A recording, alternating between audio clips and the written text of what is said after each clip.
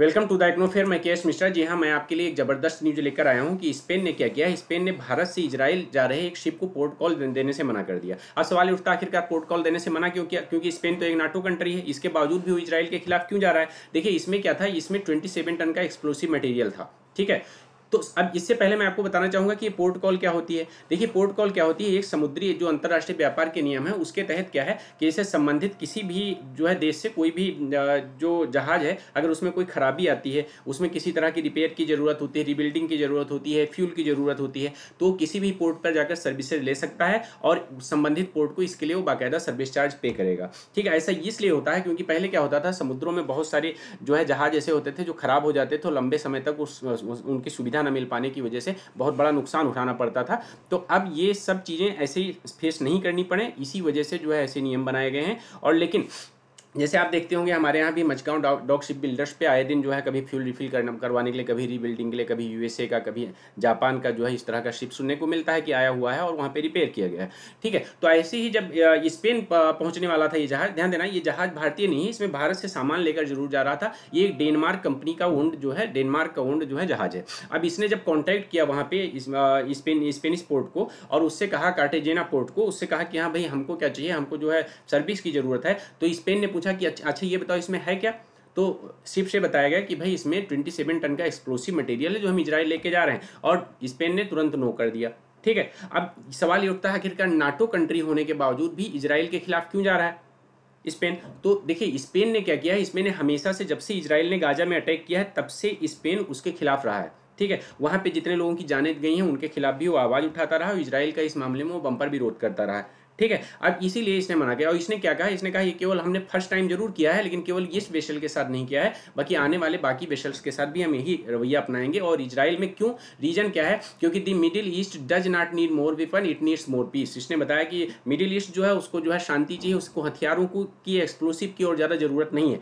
ठीक है, आगे बढ़ने से पहले मैं आपको बताना चाहूँगा, देखिए मेरी करंट अफेयर की क्लास और एडिटोरियल एनालिसिस की डेली सुबह 8 बजे लाइव होती है। और ध्यान देना, इसमें मैं हिंदी और इंग्लिश दोनों तरह की न्यूज़ को कवर करता हूँ और साथ में एडिटोरियल एनालिसिस भी आपका किया जाता है।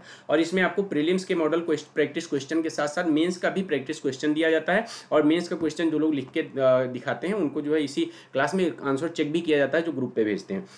बाकी इंडियन इकोनॉमी का पेड बैच है, जो फाउंडेशन बैच है, ये डेली रात में 9 बजे चलता है। इसमें किसी भी तरह की जानकारी के लिए आप नीचे चैनल में ही और साथ में इसी वीडियो के डिस्क्रिप्शन में लिंक और कॉन्टैक्ट डिटेल्स सब दिए हैं, आप संपर्क कर सकते हैं। इसके अलावा आप मेरे Telegram channel Technofair by KS sir से जरूर जुड़ें। ठीक है, तो सवाल ये उठता है, अब आगे देखिए इसमें क्या किया। देखिए, ये शिप जो है डेनमार्क ओन था, इसका नाम था मारियाने डेनिका, और इसको जो है चेन्नई से बेसिकली जो है 8 अप्रैल को रवाना किया गया था। और इसको लगा कि हमें पोर्ट कॉल की जरूरत है, तभी इसने स्पेन को जो है कॉन्टैक्ट किया। अब ध्यान देना, ये दी हिंदू ने भी इस आर्टिकल को कवर किया है अच्छे से, और इसको आप लोग पढ़ सकते हैं। ठीक, अब ध्यान दीजिएगा, मैं आपको बताना चाहूंगा। आखिर आपके मन में एक सवाल और ही उठता होगा कि देखो इजराइल यहाँ पे है और इंडिया यहाँ पे है। अब अगर ये चाइना से जो है, सॉरी चाइना निकल गया, चेन्नई से, अगर ये चेन्नई से जो है एक्सप्लोसिव लेकर निकला है जहाज, तो ये यहाँ से भी तो जा सकता है, बताइए हैं। ये यहाँ से भी तो यमन के से होते हुए, यहाँ से भी होते हुए, और ये सुएज कैनाल से होते हुए भी तो जा सकता है। तो ऐसा क्यों किया गया आखिरकार? इसको क्या जरूरत थी जो यहाँ से ना जाके यहाँ स्पेन की तरफ से उसको जाना पड़ा? ठीक है, ध्यान देना।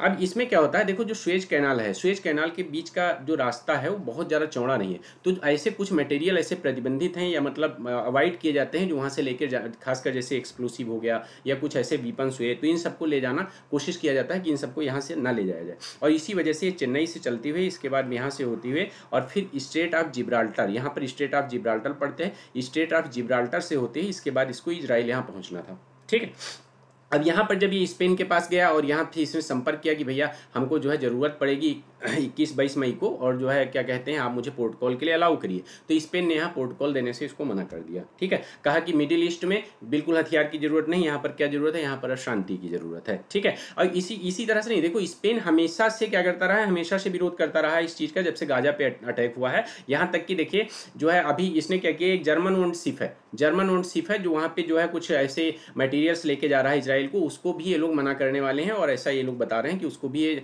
जो है वहाँ पे पोर्ट कॉल नहीं देंगे। यही नहीं, स्पेनिश जो कुछ यूनिवर्सिटीज़ हैं उनके साथ भी क्या किया है, स्पेनिश यूनिवर्सिटीज़ ने क्या किया है, इजरायली इंस्टीट्यूशंस के साथ टाइज को ब्रेक कर दिया है और उसके साथ सारे संबंधों को भी समाप्त किया है, और ये कहा है कि अब फिलिस्तीन जो यूनिवर्सिटीज़ हैं, इंस्टीट्यूशंस हैं, उनके साथ हम अपने संबंधों को बढ़ाएंगे। तो इससे दिख रहा है कि स्पेन का पूरा झुकाव किसकी तरफ है, जो है सॉरी फिलिस्तीन की तरफ है। आप ध्यान दीजिएगा। तो क्या आपको लगता है इजराइल चुप बैठेगा? इजराइल चुप नहीं बैठेगा, इजराइल जरूर इसके खिलाफ कुछ करेगा। अभी हाल ही में क्या की है, देखिए 2023 की दिसंबर की ही बात है, इजराइल ने इसी स्पेन के सारे रिएक्शंस को, उसकी हरकतों को देखते हुए क्या किया था, जो है अपने एम्बेसडर को वहां से बुला लिया था। ठीक है, अपने एम्बेसडर को बुला लिया था। मतलब कहने का मतलब जो भी एक मतलब रिश्ते थे उसको ख़त्म करने की तरफ इजराइल बढ़ चुका है। और इस तरह से जो है बाकी आगे की सारी जानकारी के लिए, इस तरह की न्यूज़ के लिए आप मुझसे जुड़े रहें, और जो है मेरे चैनल को सब्सक्राइब करें, लाइक करें, और साथ में बेल आइकन दबाना बिल्कुल भी मत भूलें, जिससे आगे की सारी अपडेट्स आपको मिलती रहें। और डेली लाइव क्लास को आप लोग कोशिश करिए ज्वाइन करने के लिए। ठीक है,